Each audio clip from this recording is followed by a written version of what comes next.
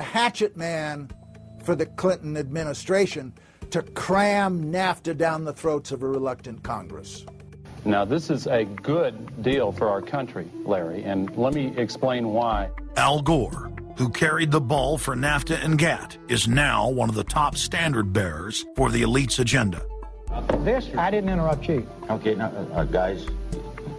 Then maybe it just... Is this... NAFTA. Why? Huge numbers of manufacturing jobs left Canada, came into the United States because of a 15% wage differential. We pay our workers less in Canada. Now, when you've got a 7-to-1 wage differential between the United States and Mexico, you will hear the giant sucking sound. No, there's a political lesson, there's a business lesson. Sorry. He serves as the front man for the carbon tax cap and trade scheme, which will not only increase taxes on every American, but will also transfer our national sovereignty and rights to a tyrannical world government, all in the name of saving the earth. Is the legislation that we are discussing here today, is that something that you are going to personally benefit from? If you believe that the reason I have been working on this issue for 30 years is because of greed, you don't know me. I've been willing to put my money where my mouth is. Do you think there's something wrong with being active in business in this country? I am simply asking for clarification. I'm proud of the it. Relationship. I'm proud of it. My name's Dr. Tim Ball. I'm a climatologist. I have a PhD in climatology from the Queen Mary College, the University of London, England. And I've been studying climate both with my 9 years in the Canadian Air Force, where it was essential to flying, and then after that at the university. So it's essentially been the whole theme of my career. Initially called climate skeptics. I said, but all scientists are skeptics. If you're not a skeptic, you're not a scientist. And then when that didn't work, then they came out with the charge that we were climate change deniers. And I remember when I was first called a denier, and it was in the Times of London and England, and of course the word denier was clearly deliberately chosen because of the Holocaust connotations of that term. So it was not only a charge that you were ignoring the truth, but you were doing it in a very evil way. And of course, I laugh about that now because my whole career has been anything but a climate change denier. I've spent my career trying to educate people to how much climate changes naturally. So I'm anything but a denier, but of course that is part of the politics. Under the Nazis, there was something called race science. They had a lunatic theory of eugenics, the Aryan heritage, and all the rest of this. Absolute crackpot pseudoscience. There was no empirical measure or empirical test for the validity of those theories. They simply asserted them, and if you were a professor who stood up to them, then the Gestapo would come and take you away. We are perilously close to such a situation right now. Any academic, any other figure standing up to say the global warming theory of Al Gore is a piece of crackpot nonsense is in danger. You'd be fired from a government job, and in many universities, your job would be in danger. And of course, it's also part of what's called ad hominem, that if you can't defeat the person's argument rationally, you start attacking the person. And we see that with these terms, and we see it with Al Gore calling them flat earthers. Congressman, you began by denying that there is a consensus on the science.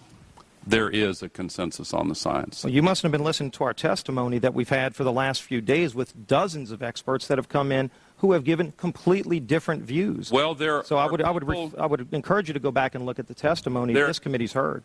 There are people who still believe that the moon landing was staged on a movie lot in Arizona.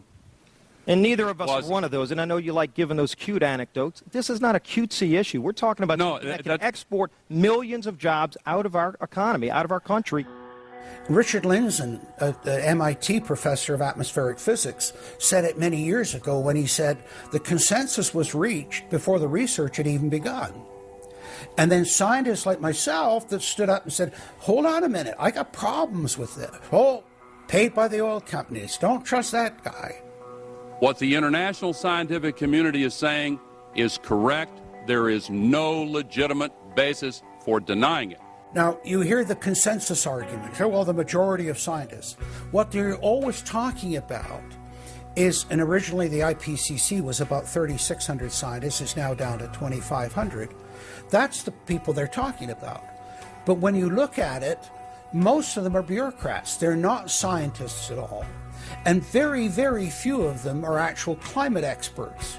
Now, the consequences of that, and whether that's because of man-made CO2, I think are debatable. If CO2 is not causing the climate change, what is? What are the major driving factors? And so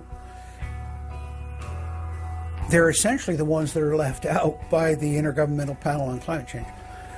It's unbelievable to me that they can come out and ignore the sun. I mean, everybody knows the sun goes in, it gets cool. You notice that, right? You have an eclipse, the temperature drops, and the birds start to get excited and so on. And when you look at the seasonal changes with the sun, how you can suggest that the sun is not a factor is really quite remarkable. Giving us false scientific information is not going to clean up our environment.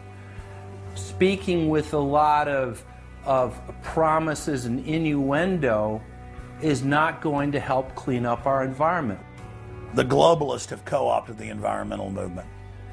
There are a lot of real environmental problems we face, like genetic engineering, where they're splicing plants, animals, insects, you name it. Toxic waste dumping in the ocean. No one wants to breathe bad air or drink toxic water. But the global carbon tax has nothing to do with that.